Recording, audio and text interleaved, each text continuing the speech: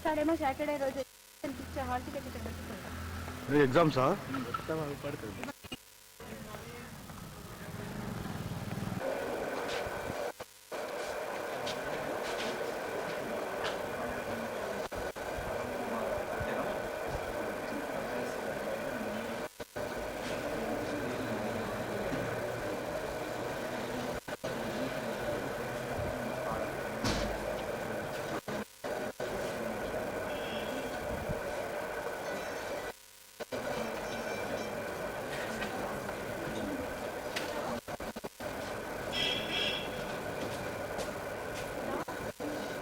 Shri Arun Kumar Rath has a distinguished academic career, occupying top position in Utkal University and Delhi University. After completing his Master of Science in Physics, he joined Indian Administrative Service in 1970 and is allotted to the Jharkhand cadre of IAS. Shri Rath has worked in the Government of India, Government of Bihar and Government of Orissa in areas of district administration, education, food supply, land reform, social welfare, technical education, industrial development and public sector management. He is currently posted as Additional Secretary and Financial Advisor in Resources and Department of Ocean Development, Government of India. Shri Rath attended management courses in the University of Birmingham and University of Bragg Public Sector Reforms and delivered lectures at different universities and institutes both in India and abroad. The All India Management Association has admitted Shri Rath as Fellow of IMA in view of his significant contribution in the field of management. Shri Rath writes regularly for Odia and English in magazines. He is associated with a number of literary, humanitarian and professional bodies at national level. Shri Rath is widely travelled in India and abroad. He visited and stayed in the ice continent of Antarctica in February 2005 as part of a high-level delegation of the Government of India. We welcome you, sir. I request Dr. Nanita to welcome sir.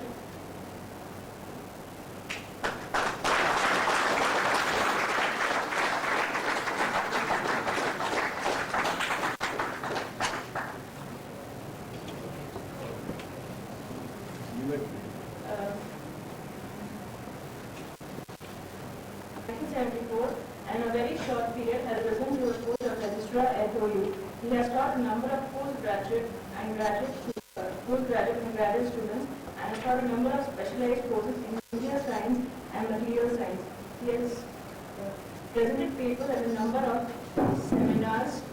Enterprise Hyderabad has obtained his PhD in Economics, Administration and Financial Management from the University of Rajasthan. He studied in the International Teachers Program at Begonia Milan and was a fellow student at the London Business School. He taught financial management and organizational structure.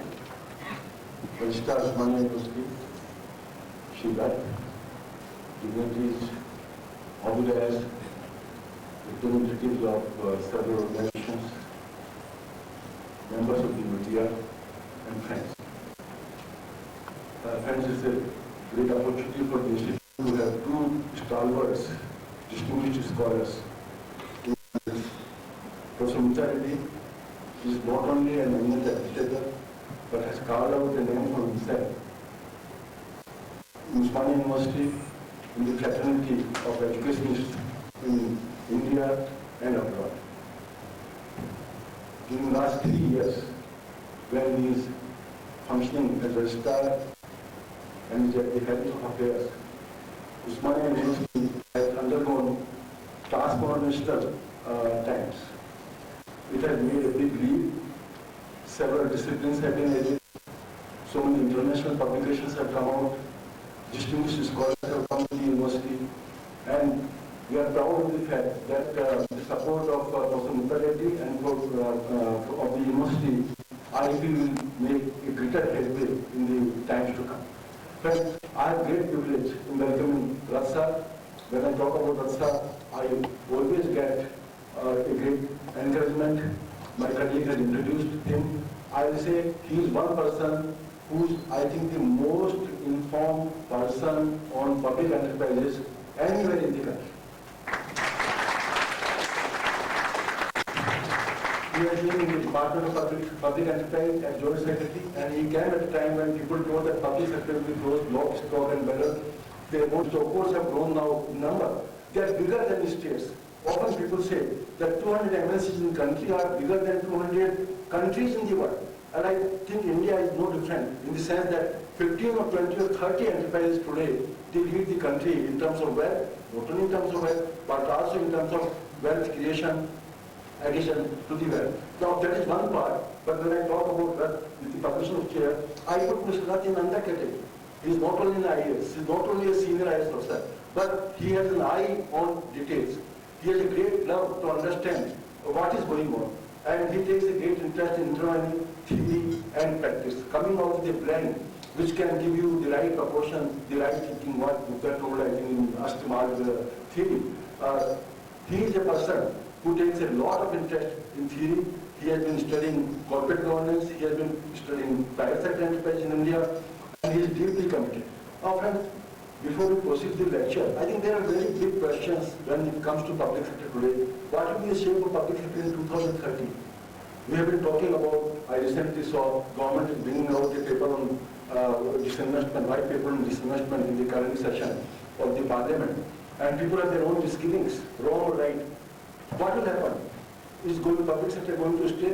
If it is going to stay in which areas? What will the role of public sector? Will it be an entrepreneur as it has been there between 1948 and say 1977, 1980? What kind of wealth it will create? Will it be globally competitive? In the WTO regime, what happens to public sector? Because in WTO, we talk about WTO, when we talk about regional blocks, then regional blocks, they run the whole world.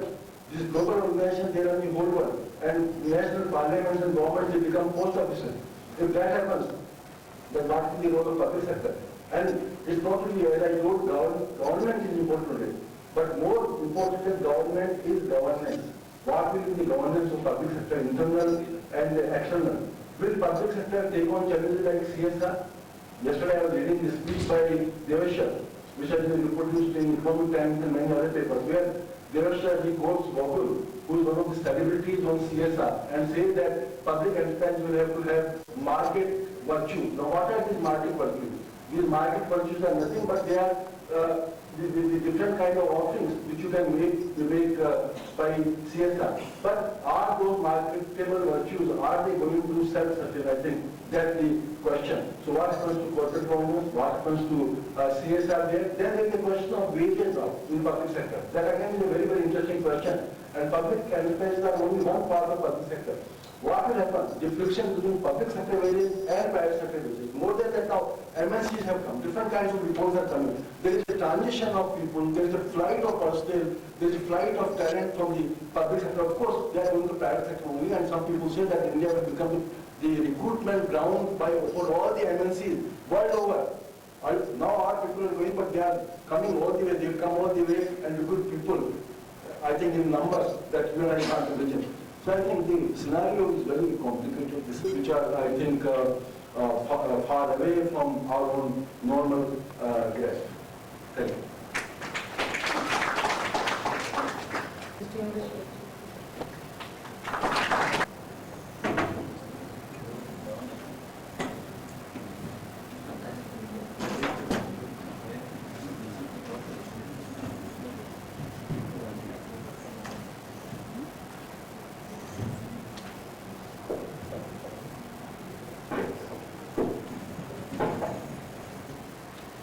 Professor R.K. Mishra, Director of IP, Srimati Sudhirwala, Professor Shri, Arun, eminent faculty members of IP, executives from public sector enterprises, ladies and gentlemen. It gives me great honor to be invited to the most distinguished forum of public enterprises in India, namely IP Hyderabad. It's a personal honor to me from the IP family, of which I sometimes consider myself to be a part, an humble member. I have seen IP for last more than 20 years, ups and downs. And I always wonder and feel proud about the indomitable spirit, the great enthusiasm, and the lofty philosophy of this great institution in championing the cause of the public sector for so many decades.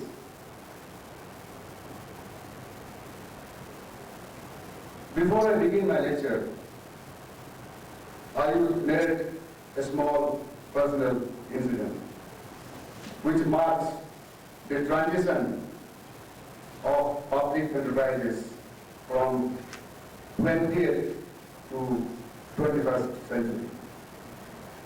I take you back to the time when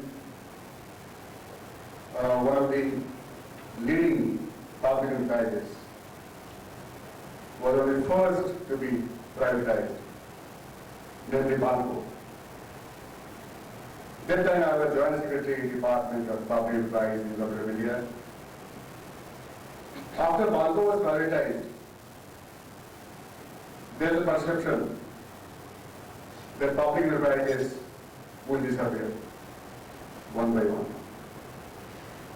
In fact, that time the talk started of disbanding the Department of Public Enterprises, of which I had just joined as the Joint Secretary. And talk started of questioning the rationale of the Institute of Public Enterprises. That was the lowest point, but that also marked the beginning of a new phase of public enterprises. A new phase which marked a paradigm shift in the very approach, philosophy, attitude, policy and strategy of public sector. In fact, if anything, it shook the very concept of public sector and started making people think about the role, relevance and future of public enterprises in the country. Although 91 saw a new policy being introduced, but it took about a decade to understand the implication of the policy of 91, through which liberalization, etc., privatization, globalization were introduced, through which a new paradigm shift in the policy was introduced. But it took almost one decade to understand the implication of the policy. Friends, I will dwell upon few aspects before I come to the challenges. Now I will dwell upon a brief historical background, give a small overview of the public enterprises in the 20th century and their upcoming in 21st century. The concept and context of corporate governance and its philosophy, similarities and dissimilarities of corporations, as you understand, and public enterprises, their similarities and dissimilarities, need for a separate corporate governance code for public enterprises, the paradigm shift in 20th century and 21st century regarding public enterprises, a strategy and roadmap, and the challenges of 21st century. I will draw attention of yours to a very famous statement, or rather two statements, one after another. Number 2 slide, please. State versus corporation. Professor Mishra, I consider him to be one of the most learned persons in parliament. He touched upon it. State versus corporation. Now, only about the other day, one authority was the president of one bank, was not just one-man president, he was an authority. And he felt that the corporation is going to be more important than the state in 21st century. And how you govern the corporations and companies are going to be equally important regarding their governance vis-a-vis how you govern a country. In fact, this holds the key to much of our challenges in 21st century. State, as you can see, as Professor Mishra has said, today, I am the Ministry of Steel. The total budget of the Ministry of Steel for plant development, not only of salaries, for plant development, total budget is about 15 to 20 crores. One of the smallest, lowest budget of the Government of India. Government of India is spending almost nothing on the steel sector. But its flagship company, Shri, has an ambitious plan of spending 45,000 crores of own money, nothing from government. Own money means money of its own equity or reserves, and of course, matching contribution from the financial institutions, which is coming, which is just waiting, there is no problem. And half of it is already, out of 45,000 crores, half of it is already on the pipeline. So state versus corporation is going to be the dominant feature of 21st century. This is one first point. Next one.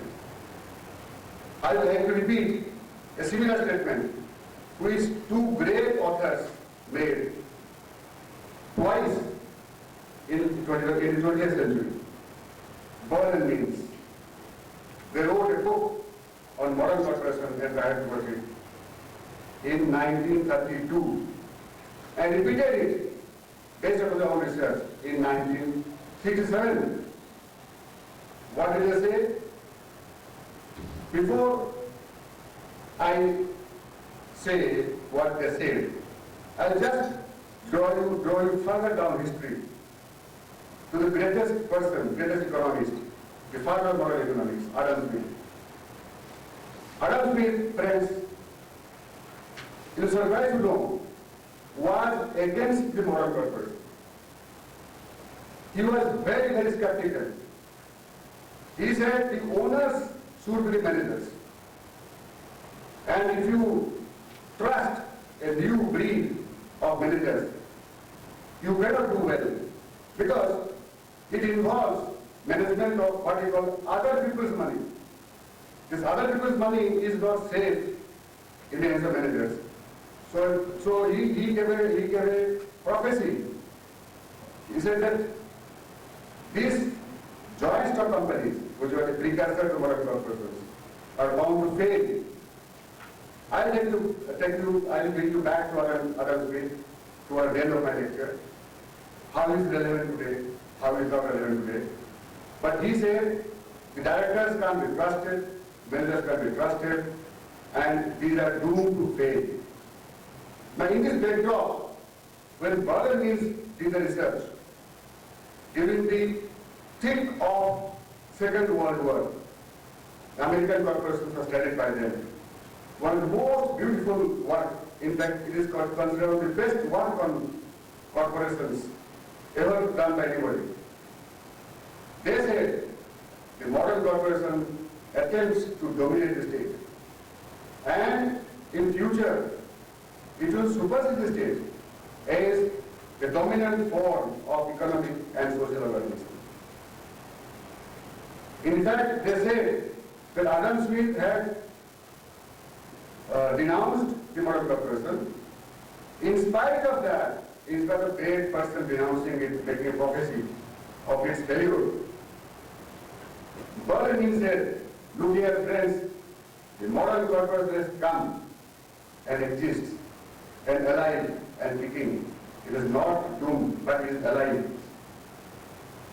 And after 35 years, when they get their research, and they found that they say it is the second edition, which came 30 years later, that not only moral purpose has come, there is a revolution. There are two books they found that not only has come and stayed, there is a revolution, what is called corporate revolution, and is going to take over. This trends in a scenario of transition of 20th to 21st century. In this background, next slide please. Why should we talk of the governance, which the World President said that how to govern the corporations are going to be more important than how to govern countries? Why? Why did I say this? Now, I'll quote from one of the beautiful books, beautiful documents of good governance. The OECD countries are now 30 most developed economies of the world, including USA and Japan, have declared this, that if you want to get full advantage of the global capital market,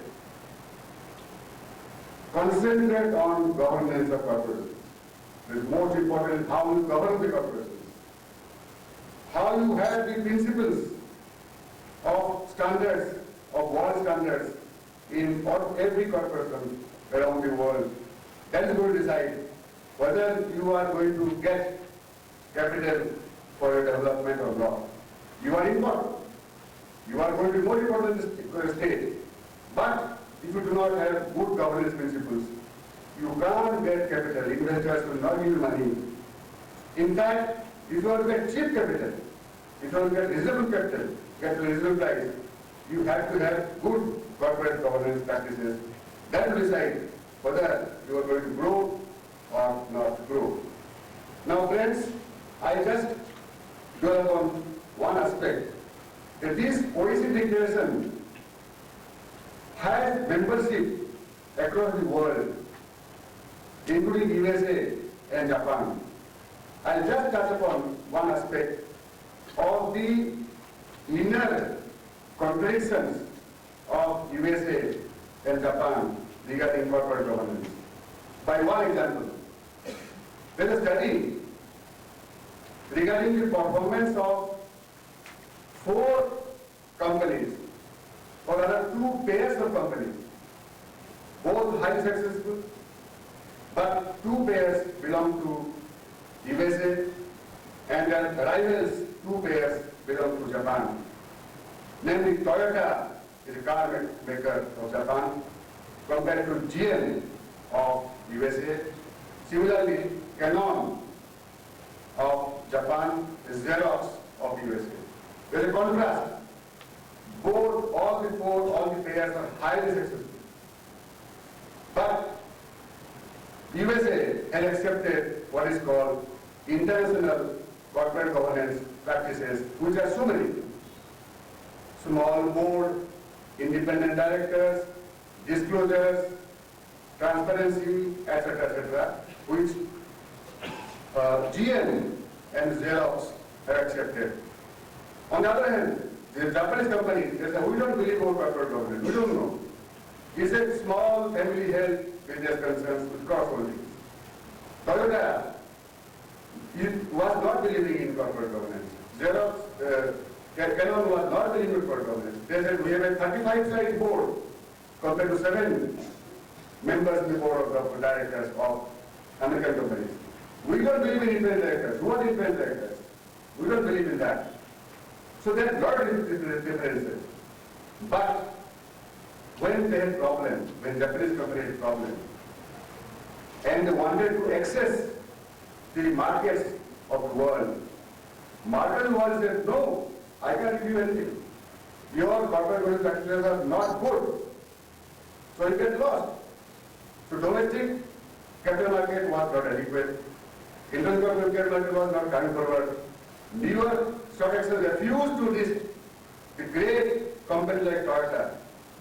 No, you can't list it because your CG practices are not good. So they had to fall in line. And the declaration is also signed by such countries like Japan would never need to believe in the International Code of Corporate Governance. Friends, there is convergence across the world of acceptance of good principles of corporate governance.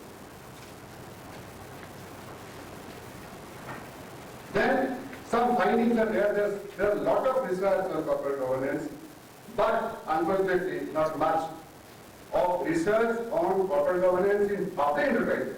In fact, Professor Lakshman is here, one of the leading books written, but very few studies are done on corporate governance in public enterprises. Very few findings are taken out because many people are not interested, and I would request, and I'm happy it's been done here in this institute. Now, why should I put corporate governance? Why? The findings are that with your well-governed firms, there is a premium on their shares, you know very well, but if the research has shown there is a premium on their shares. So the management must adopt the good governance practices. Similarly, Korea, Brazil, then you have those who are having better corporate governance have outperformed. Next one. Those who have better corporate governance have outperformed those who do not have. Then the right of shareholders. If you ensure right of shareholders, you find more money flowing in, more investors taking interest in your work. They all prove. In fact, number 3 that I showed here is 500 companies which are Standard & Poor's companies.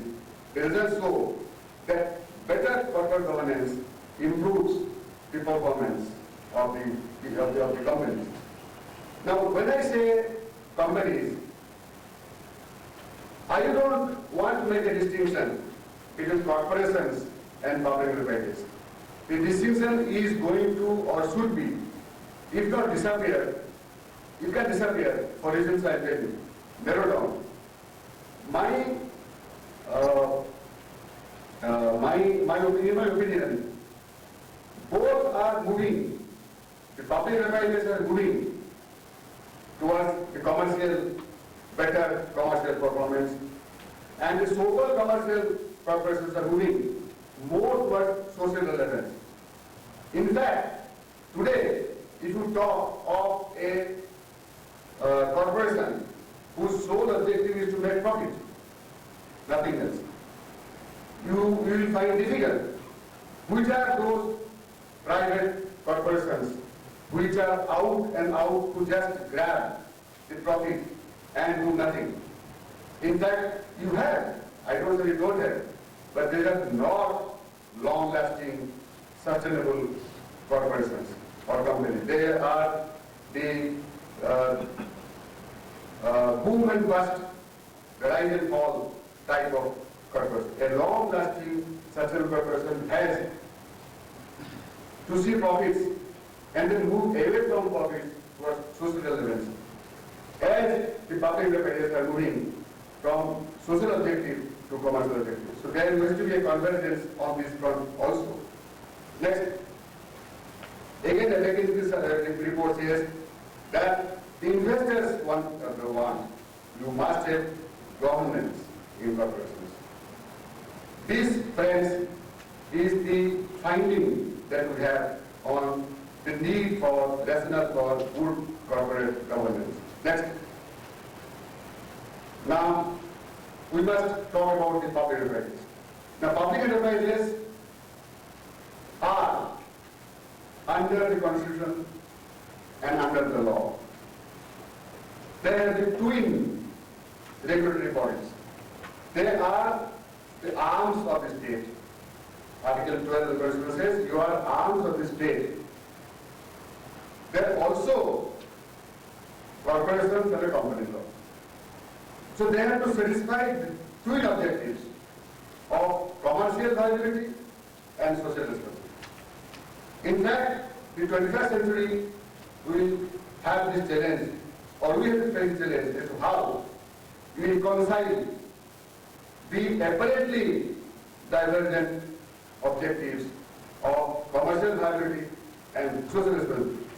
I will say these are apparent. if you go deep into it, this appearance or apparent problem, apparent contradiction disappears. Because in the long run, the two are going to merge somewhere.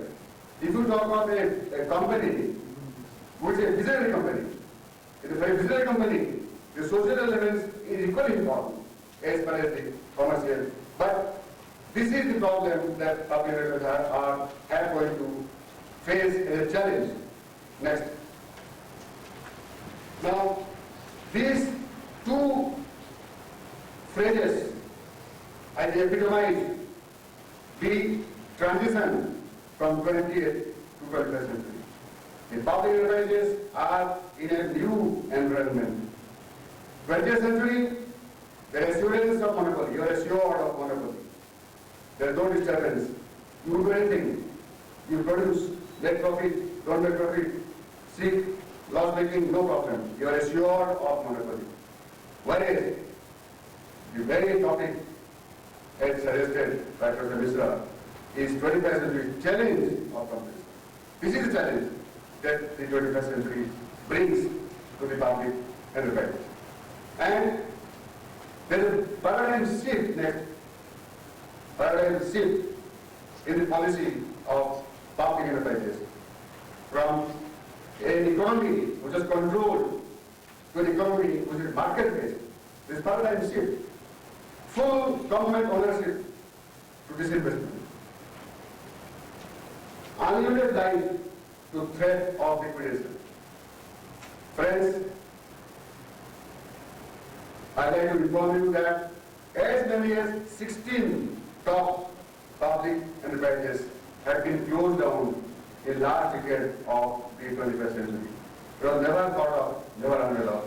I'm talking about the central government enterprises. States, many more have been. So there's no assurance of unlimited life. Yesterday, the objective was to generate employment. In fact, one of the parameters of setting up of a new corporation or judging a new corporation is how much employment it has generated. No more. It is no more so. It is, the watchword is manpower acceleration. Liberal support from budget. How much money you need? 10 crores. Take it. In fact, it reminds me of a small incident in my official work. 10 years back, I was giving charge of restructuring of the state-level public enterprises in a state. When I was restructuring, one managing director of a state-level PSU, which did not even set up at all. We created so many corporations, unnecessarily. In the regime of monopoly, we had so many corporations. Many were not unnecessary. One of such unnecessary corporations, MD, came to me. He thought I am distributing some funds from the budget.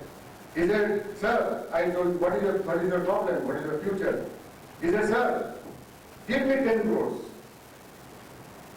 I will show you what I can do. I said, yes, I'll give you 10 crores, I recommend, but tell me what to do. Sir, after you give me 10 crores, I will start planning. So this was the attitude of the public enterprises. They had no plan. Many of them had no plan. Many of them, they had no strategy. Many of them, they didn't know what to do. What they thought is a liberal support from the budget should come and must come and should keep on coming. Now, from that to withdrawal of support from budget is a paradigm shift. Today, friends, for last 10 years' time, not a single PSU which is profit-making has got a support from the budget. Unless, of course, government has told them, he set up this unit for me, I am giving money to you. He set up for my behalf. Otherwise, as a commercial requirement, government has not given funds to the public unit. Of course, PSU story is a bit different, which shall come later. We have not taken the problem of PSU. It still remains a problem. It still remains a problem with us. But the support from budget is now stands withdrawn. Then, from a departmental board, a board consisting of government executives, government officers, to an independent board, it's a paradigm shift in the policy of private sector. Then, almost nil or limited autonomy to enhanced autonomy, and maybe to full autonomy should come within a foreseeable future. There is a paradigm shift of public sector strategy, management, policy, whatever you call it, initiative. Next. Now, I would group entire history of the public sector in the 4 phases. Phase 1, 1986 to 1991, the phase of commanding heights of public sector. Phase 2, 91 to 99 is policy of liberation. Phase 3 is very important phase when we started privatizing, 99 to 2004. And phase 4, that is June 2004, I call it the resurgence phase, when the 2000 situation of first disinvestment having started, talk of PSU disappearing has started, talk of PSU being disbanded started, and 2004. In fact, it is ironical, Professor Mishra, to note that we disinvested 16 PSUs. Sorry, we privatized, not disinvested. 16 PSUs were privatized, and 16 new PSUs were created.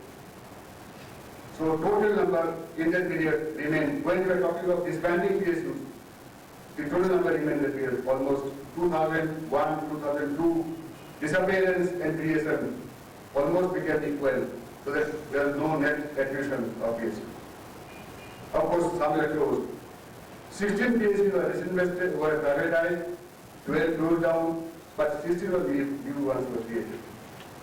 So after that, now it is not accepted that you are not disbanding public sector. You are, in fact, how to make it stronger. So resurgence phase, what I call 2004 should started. Then next one, I will dwell upon this history much. Next one. Phase 1, as you know, the commanding heights phase, when things like, just to highlight, things like poverty removal was objective. In those words, employment opportunity, regional balance. Today, if you want to, if you tell SAIL that please set up a steel plant in Northeast, SAIL will say, no, I will not. 20 years back it was not so. Today you say that you go to the backward area. Say, no, I don't go. Why should I go? Finished. So that much of independence, autonomy, distance development has come. That today nobody is dictating. To have the objectives we started with the industrial policy in 1956. Next. The policy of liberalization, I dwelt upon the paradigm shift. I don't want to delay this further. The paradigm shift of the policy. Three, again, I told you what the shift has been. Next, 4. Now here, resurgence means a strong and effective public sector. But the point 2 is very important. Social objectives will be met by commercial functioning. We are told twin objectives. How you reconcile the two objectives is going to be your challenge. Next. I skip over, this you all know. Next. I have done a small study, small analysis of performance of 12 years after the government decided to have a new policy of withdrawal of support, opening up, etc., liberalization. In 12 years' time, how all the PSUs taken together, including the loss-making, profit-making and sequence, how they performed. If you look at the parameters, there is a tremendous improvement in performance in spite of government withdrawing support from the PSUs. Next. Same thing plotted in cars turnover. Next. Net profit. Next. Contribution, etc. Here I like to inform you that today the central PSUs are giving to government by your dividend, by your tax, by your custom duty, more than 1 lakh crore per year. More than 1 lakh, in fact 1.25 lakhs latest per year. If you add just 3 years contribution, given by the central PSUs to state government of India, etc., then takes care of entire investment which government has put in the field. Then in 3 years time return everything. This is the strength of the sector in the country. Next, there is a very beautiful study by Center for Monitoring of Indian Economy, CMIE, about the private versus public sector. The gist of the finding is that they are comparable to any of the best private sector. In fact, they are in many ways better, both financially and socially, because they improve their financial parameter after 9/12 policy, after threat, after challenges, after disinvestment. They internally they started becoming very well performing, and they have done it very well. On commercial front, on social front, they have done tremendous good work.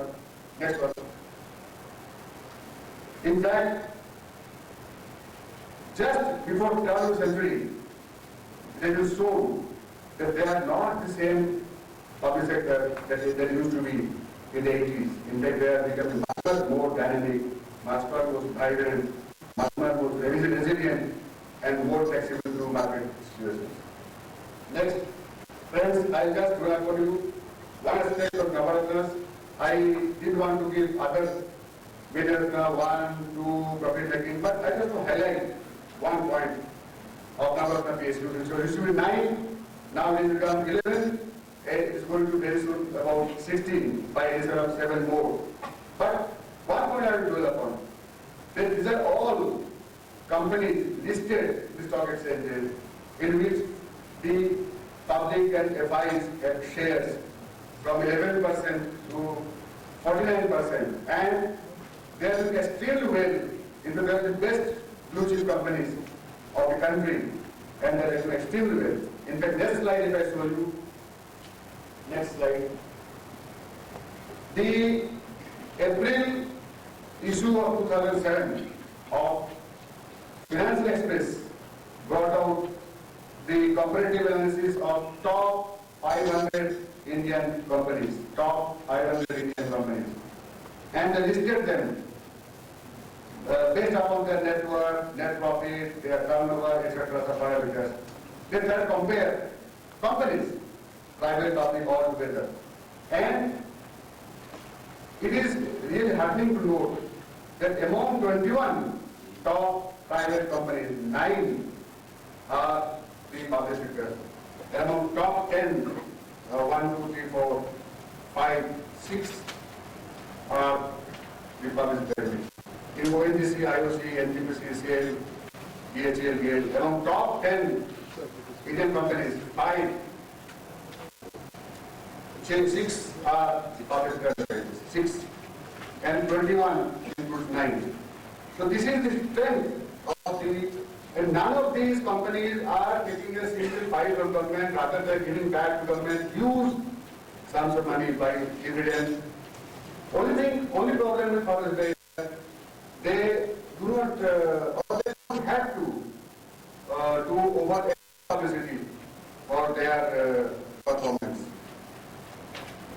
When you do 30 like this, groups of 10, and it's interesting, is that subject to research, one can do research on this, that the first top 10 contributed to almost 10% of the entire profit of the group.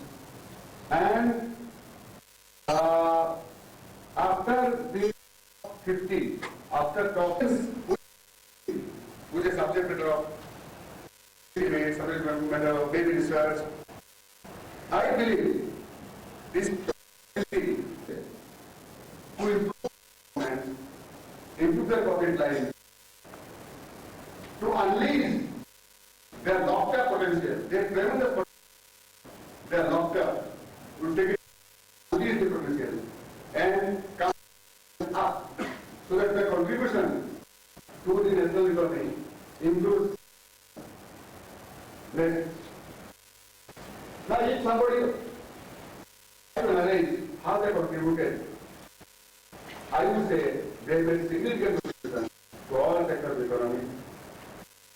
In industrial sector space, not only are spread in vital sectors of the economy, they also have welfare PSUs which are doing pure welfare work, and their turnover, friends, is 5-6 turnover is 0 turnover is 8 lakh crores.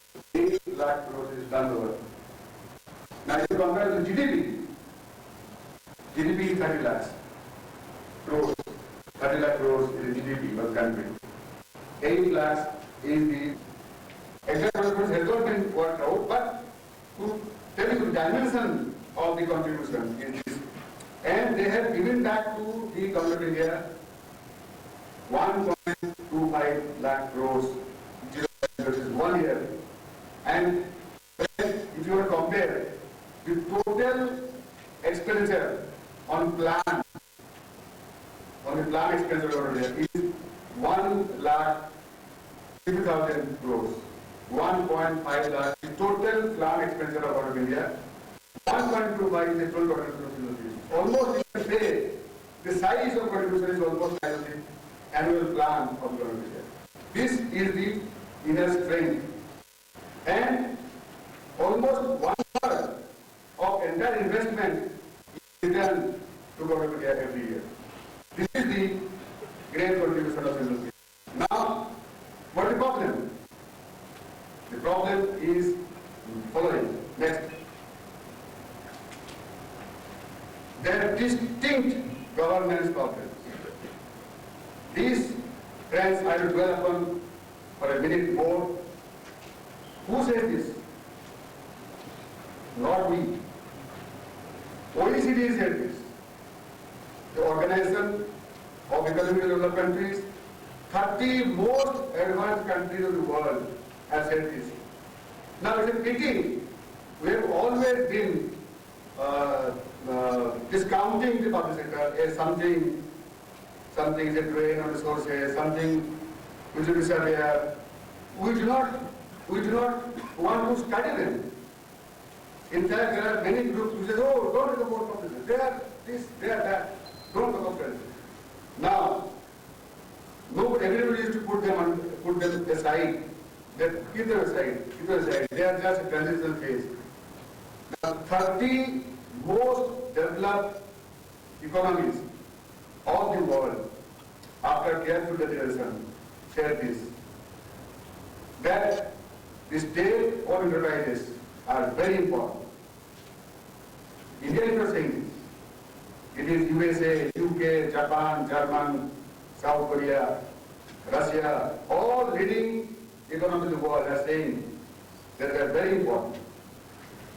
Don't discount them. First time an international body in 2005 he said this, as early as this said at this time. And they are significant for the economy. But there are distinct governance problems. Address those governance problems. If you want to get best out of them, there are major challenges in economy. And until now, nobody has talked about them. Until now, nobody has tried to set benchmarks for the governance. Nobody has tried to help evolve a better framework for the governance. This is the challenge that OECD called upon member countries and non-member countries, of which India is a non-member country. India is trying to enter OECD. India is not yet member of OECD. We are trying to enter. We have an observer status. We are called sometimes to participate in meetings. We are not part of that. But I said, all member countries, please accept this as reality. And please adopt guidelines in your national governance framework, in national law, everything. Next. What is the problem of corporate governance? Any problem with corporate governance? I have listed 5 problems. 1, separation of ownership and control. Problem means in their 32 book, they said ownership is in somebody, control is in somebody else. Those who own don't control, and those who control don't own. This is the basic problem for corporate governance. Next, then, not only that, the ownership is dispersed. Millions of owners. Somebody in Japan, somebody in USA, somebody in Kenya, somebody in India. Owners never meet. There was a time, friends, to go back to history, when we used to have owner managers. 20 persons will join to have a joint stock company of the old time. 20 persons will come to the board meeting. 20 persons will sit in the board meeting, and 20 persons will decide. They are the owners and also managers. Now, there is an interesting anecdote that how this concept of board evolved. In those days, 20 persons used to sit across a long board on stools. And there is one chair where the person who presides is to sit down. So he was called, because there was only one chair, he was started calling the chairman. And because there is a long board on which both sides to sit, other managers, the board came. The boardroom is nothing but the old historical long narrow table, and chairman is nothing but the person who sits on chair. The nomenclature even now remains. But from that day till today, we have dispersed ownership. Millions of owners, they never see each other. But they are the owners. Then, because they are dispersed, because the ownership is, because they can't meet, so you must have agents. The principal named owners, they appoint agents and managers to run on behalf of them. To regulate relationship, they have contracts. Now contracts are what Jensen McLean said, the corporation is nothing but a contract, a nexus of contracts. Contract on employees, suppliers, creditors, all contracts. But you can't write down everything in a contract. A contract has to have a lot of gaps. In a situation, suppose the sale plants start having shortage of coal. You have to import or buy in the market. You buy from China or Australia. You can't go to owner that please tell me what to do. The managers must decide. So the contract cannot visualize all situations of emergency. So the manager gets discretionary powers. And if he has powers, he can start exercising it in the way which owners may or may not like. So there the problem comes, that how to align the interest of managers with the interest of the owners. That is the problem. The two interests can never match, but how to minimize.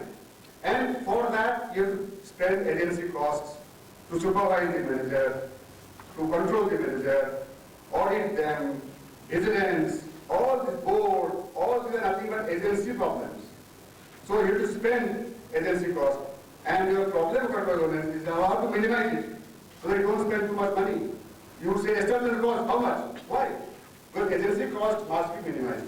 So these are the problems of corporate governance, which everybody, including a PhD student, face. Now, what I told is nothing but a theory of thought. Jensen McLean put it very nicely. One I read out. The manager, it is fourth bullet point. Next one. Yeah. Fourth bullet point. The manager in a firm will choose a set of activities for the firm such that total value of the firm is less than what it would be if we had this one. There is a manager owner, you are reducing value of the property or value of the enterprise. is bound to be less. Now your job is how to minimize this loss of value because of presence of managers. For that, Jason Leclerc said there are three costs you have to pay: monitoring cost, bonding cost. Even then you make a loss. So how to minimize that loss? Next. So what would be the objective of governance? We have, since time is running out, I have to pass through. There are three definitions or three approaches. The approach of shareholders. Shareholders say that I give you money, so give me returns. My aim is confined to getting returns. Now, but he is not the only stakeholder, there are many stakeholders, and you have to have a large stakeholder perception. And next one. It was very beautifully combined the two divergent concepts of shareholder value maximization and stakeholder value maximization by a new concept of enlightened value maximization.